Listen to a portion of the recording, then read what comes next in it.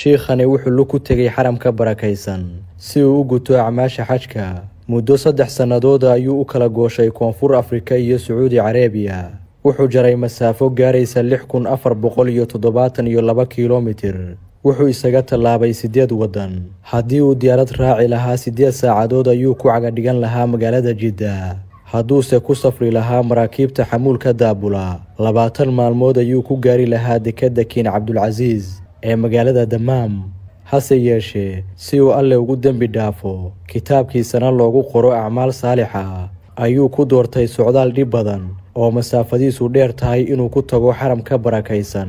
Sahiid oo u dhashay dalka Koonfur Afrika waa muslim khaalisa iyo daaci dugsiyada diinta ka meeriya inuu khayrka u dhega nuglaa u firfircoonaa ku xirnaanshaha masjidka iyo inuusan ka fogaan goobaha waxbarashada ayay ahayd hibo uu dheeraa carruurtii ay soo wada koreen.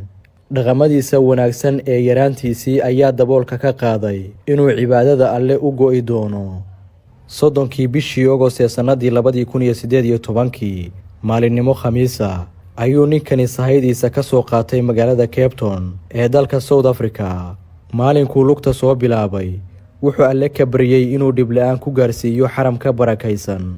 mar uu tuulo ku dhaxo iyo kol uu qorraxda dhalandhoolaba wuxuu isaga gudbay wadamada Zimbabwe, Tanzania, Kenya, Suudaan, Masar iyo Falastiin. socdaalkiisa ayaase ku joogsaday magaalada Qudus goortii fayraska corona loo xayiray xuduudaha dalalka caalamka. dowladda Falastiin ayaana xilligaa diiday inaan cir iyo dhul toona looga bixi karin loogana soo geli karin waddankeeda. wadaadka Koonfur Afrikaanka ee Sahiid oo ay ka go'nayd inuu guto acmaasha xajka ayaa xayiraadaha COVID-19 waxay ku noqdeen caqabad weyn.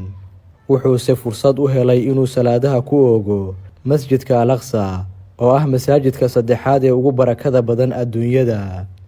muddo 1 sano ah oo uu ku cibaadaysanayay magaalada Qudus ayaa dib loo qaaday xayiraadihii COVID-19.